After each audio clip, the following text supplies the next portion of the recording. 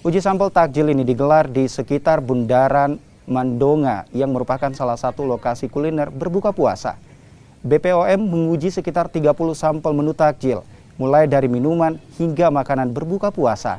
Sampel yang diambil diperiksa laboratorium milik BPOM. Dari hasil uji sampel, tidak ditemukan kandungan berbahaya dalam jajanan berbuka puasa yang diperjualbelikan di lokasi ini.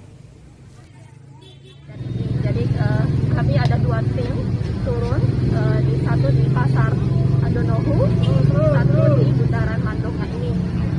Jadi kami akan memeriksa jajanan buka puasa, meliputi pemeriksaan secara tes kit, formalin, boraks, metadililom dengan rodamin D.